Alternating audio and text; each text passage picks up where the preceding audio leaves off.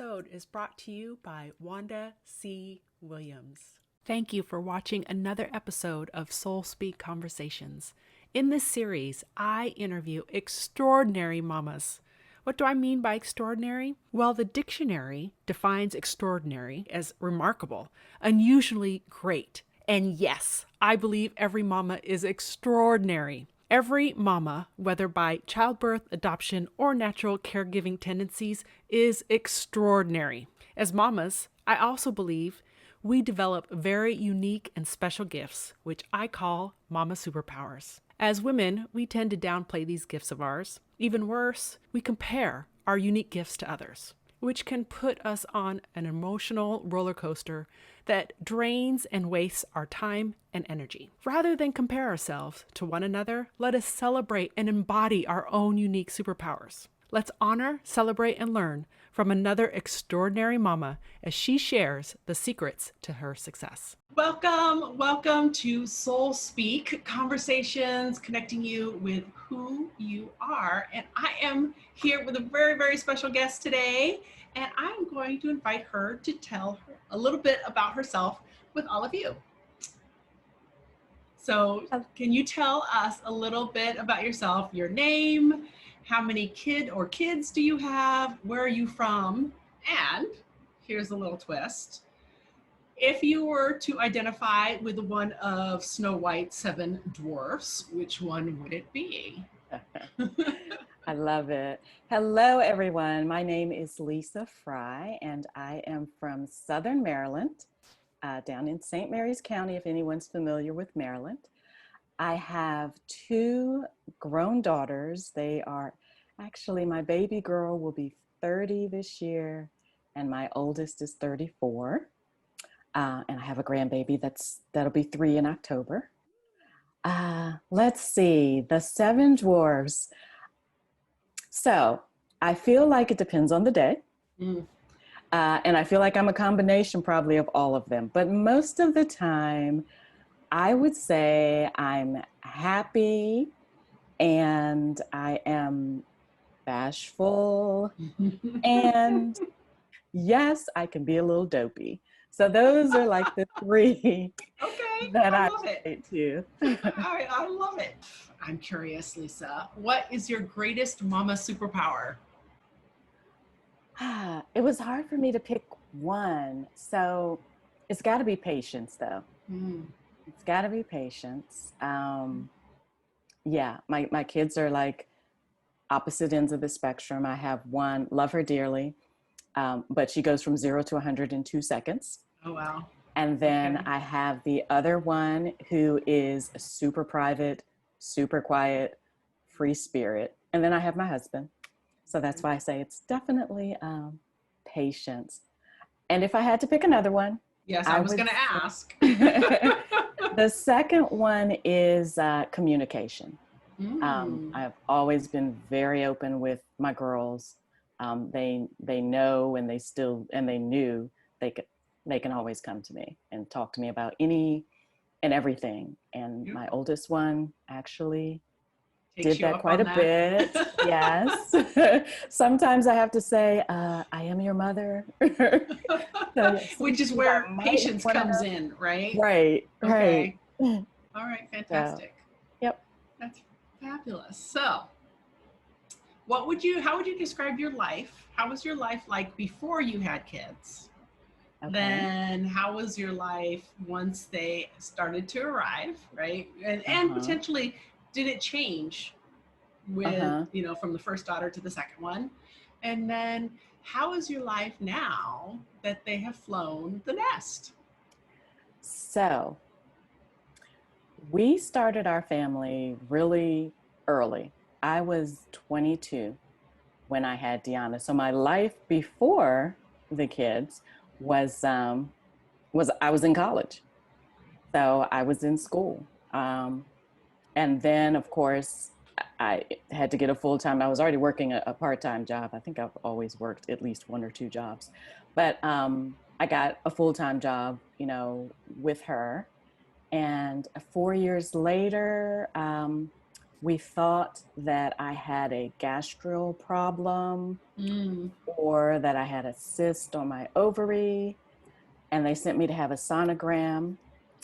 And it wasn't a cyst, it was it was Jasmine. So then there was Jasmine. So I was working in corporate America during that time. I transitioned. I think I worked in corporate America up until Jazz was 2 and Deanna was 6.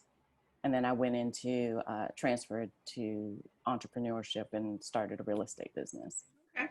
So, yeah, so that was like kind of what was going on during. And then after they left or, went off to college, and then I think they both came home for about 6 months after college, but quickly realized, no, we don't like your rules anymore. And so, and funny thing is, they actually ended up moving in with each other. Like when Jasmine came home from college, she stayed 6 months and then she moved in with Deanna, and they lived together really up until 2 years ago. Wow. Yeah, which was very interesting to me because, like I said, they are total opposite ends of the spectrum, but they're best friends, which I think is amazing. So after they left, I think I kind of just dove really into my work, and then it gave me time to reflect on myself and what I really wanted to do, which kind of led me through a whole nother scenario of realizing, is what I'm doing really what I want to do? And if not, let me go look for something. So that's kind of what it's been like after. Okay. And of course, it gives more time for me and Dion to do whatever we want to do, just get up and travel, or just, been together. So living the life, right? Yeah. So loving the empty nest. Look, we joke that we've downsized. Well, not that we have downsized to a 2-bedroom, 2-bath house. There's really no room for anyone to move back in. Okay. So that mental note. Yes. So would you say, did you struggle with emptiness syndrome when they were leaving? So when Deanna, and it wasn't even going to be emptiness syndrome, when Deanna left for college, when we took her, because she went to North Carolina A&T, so we drove her to college, and I got in the car to come back. I swear I cried all the way home. And my husband was like, "Are you ever going to stop crying?" I was like, "I don't know." So that was really hard. And then when it was time for Jasmine to go, that was really empty nest. Right. And she's not the emotional kind. So I did my best not to show my emotion. So I waited till she left out of the room, and then I lost it again. But I got a puppy. Okay. So that's what kind of helped, I think. I guess it's kind of hard because now I think that was like, I don't know how many years ago that was. Jasmine's 30. So yeah, that was like 7-8 years ago now. Mm-hmm. Yeah. Think back on that. The reason I love to ask is because there's so many different, on one hand, it's like, oh, is there this thing, right? Mm-hmm. That you can go through like this experience when your kids leave. But then there's so many different ways to experience it. Yeah. Like, I think for me, I started to experience when my son was still a sophomore in high school, just because of anticipation of what was going to happen, right? That I was like, oh my God, I got to get my stuff together because what's going to happen when he leaves? Which just only added to the stress of the whole thing, right? Right. But, some is, yes, you sob the minute you pack them up in their new room and leave, or not. Yeah. Maybe it could be later. I don't think I cried when we left. We ended up getting stuck in traffic, right? But I was definitely like emotional and in a state, but it was like, okay, just don't look at me weird. I'm okay. Right. Yeah. Don't ask me any questions about it. It's okay. Yeah. It wasn't until later, I think, when we got home and the dog and I found the dog in his room. And it was like, oh, and then I think I broke down. Yeah. Cute. So I'm curious, Lisa? What did you want to be when you grew up, when you were little? Just, looking back, going, what do I want to be? I wanted, and then now I think about it, I'm like, God, that's boring. But let me not offend anyone. There might be some accountants out here, but I wanted to be an accountant. Oh, okay. What I really, what I really wanted, Wanda, now that I think about it, and I did, I worked in a bank for a while. I wanted to work in a bank. Okay. And I did. I worked in a bank for a couple of years. I think I was, yeah, when I was pregnant with Deanna, I was working in a bank and before I got pregnant with her. And I absolutely loved that job. I loved counting the money. I loved interacting with the clients. So I loved being a banker. But yeah, it was a banker or an accountant. That's where I was. Okay. Numbers and money. Yeah. Okay. And so I could see the sort of the segue into real estate, right? Yeah. Yeah. The numbers, money, Kind of. sort of, Yeah. right? Okay. Yep. And so when you wanted to be a banker and an accountant, did you also want to be a mother?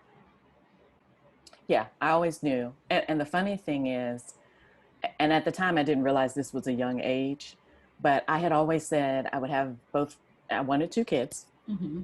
and I'd always said I'd have them by the time I was 25. Okay. And like I said, now I look back and I was like, oh, that was so young. But at the time, I didn't think that. And I tease Deanna all the time. I always say, matter of fact, she just got married last year. And part of my speech at the wedding was, we had you so young and we had absolutely no clue what we were doing when we raised you. But I told her, but I think we did all right because you turned out pretty good. So, How yeah, beautiful. it's like now I look back and I'm like, we were so young. Like Mm. we grew up with our kids practically, I think. Right. Okay. Yeah. So that leads me to my next question. Knowing that, you were in school, you had your kids, um, you mentioned working outside the home Mm-hmm. also. Were there any challenges that you had, like balancing between your personal goals and dreams, Mm-hmm. professional goals and dreams, and family? Yeah, and I think, and it's still this way for me, like family is always first. That's always the first priority for me. Um, which when you're in corporate America, sometimes that can be an issue. Right. Because if my child's sick, I'm staying home with my Mm-hmm. child. Mm-hmm. Um, so I guess the challenge really more so than anything was probably my own self-care, which at the time I really didn't even pay attention to that. It was, it wasn't until really after they left that I was like, oh, well, now I can do this. Now I can go get my monthly massages and I can get my nails done, which obviously hasn't happened in a few months. But, and so those kind of things. So I think it was just, I probably put everyone else Mm. ahead of myself during that time. So it was family and then it was work and then it was whatever time was left, if there was any. Yes. Was I hear that a lot, right? We do that a lot as women, as moms, is put everyone else first. And then maybe, if right, we remember or think about it, right, if we have enough energy, we might yes. do something for ourselves. But for the most part, we don't realize until afterwards that, oh, Hmm. I could have been so much better if I would have taken care of myself. Yeah, yeah. And it's, it is the beautiful thing about the empty nest. It's like there's plenty of time. And now I make sure, Yeah, that, and there's no guilt surrounding yeah, that self-care. So, right on. yeah. And with all these beautiful experiences, family, a grandbaby, Yes. um, who would you say that you are? And what keeps you connected to your sense of self? Mhm. So whenever someone asks me who I am, I my immediate answer is I am a wife, I am a mother, I'm a daughter, I'm a grandma, and I'm a boss lady. That's who Yes. I am. um, and so keeping a sense of myself is, I think the work that I'm doing now in the coaching is helping me be more authentic to myself and what it is that I'm choosing to create in the world. And the self-care, definitely. Again, the monthly massages, it used to be the nails every 3 weeks, the hair. COVID put a little crink in Put a that right little now. crink in that, yeah. And I don't hesitate to travel by myself. So yeah, well, of course, pre-COVID, Yeah. to travel. And yeah, just to different conferences or just to go visit. I have girlfriends in other states, so just to go and visit them. So You mentioned about what it is that you're wanting to create in coaching a little bit and how that connects to who you are. I would love for yes. you to share a little bit. What is it that you're wanting to create in the world? So with what I'm doing in coaching, and it is probably my own well, not probably, it's my own experience. So it's looking to help women find joy in their work and in their lives. So it's about doing what you love and loving what you do. And it's because I've gone through the experience of being in a career for 28 years and enjoying it for probably 25 of the years. Like, it was totally fulfilling me and giving me joy. And then reaching that point where feeling like there's something else. There's something else that I'm called to do, and going through, and people will tell you that I've like tried everything. I don't hesitate if I'm feeling stuck or like I don't like what I'm doing. I don't hesitate to go look for other things to do. So I've always kept my real estate license, but I have sold cars. I have sold Mary Kay. I've done insurance, so, and it's always medical billing. There's so many different things I've tried just to see, okay, what feels right to me? What's actually giving me joy? So, and I just like, life's too short not to be doing what you love. Yes. And That's, life's too short not to be joyful in what you do. Exactly. Fantastic. Beautiful. All right. So I have two more questions for you. One is, what is the number one life lesson you would share with a new mom? It's probably going to go back to my superpowers. And that is, new mom, take time for yourself, even if it's 15 minutes in, each day. Take time for yourself. Self-care is very important. You cannot help others or serve others or be of benefit to your family if you're not taking care of yourself. That's one. Secondly is communication with the kids. Always open communication. Let them know. And I know people always say you shouldn't be friends with your children. I don't know if I necessarily agree with that. I think that I can be their friend, or at least be their confidant. Maybe that's a better word, where they always know that no matter what's going on, they can come and talk to me about it. There's nothing that they have to hide from me. They might not always like what I have to say, but they always know. Yeah, there's someone they can come to. There's someone that has their back no matter what. And it's just keeping those communication lines open. That would definitely be my advice for new moms. Beautiful. I love it. Patience, taking care of yourself, and communication. Open line of communication. Okay. Yeah. I love it. So, to close, which is in line with what you want to create, what brings you joy? My family brings me joy when we all get together, and it's, me and hubby and the girls, and now Skylar and Ty, who's my daughter's husband, and even our moms. When we all get together, it's a great time, and we have so much fun. So that definitely brings me joy. Like, I wouldn't have to do anything else. If I have my family around me, I'm great. Being on the water, in the water, or near the water, All right, Lesa, you're my type of girl. Water, oh my Yes. God, water is such a powerful, rejuvenating, peaceful presence. Yes, I love water too. Love it. Yeah. Well, thank you so much for Thank being you. my guest on Soul Speak. Yes. Well, thank you for the opportunity. It was a pleasure.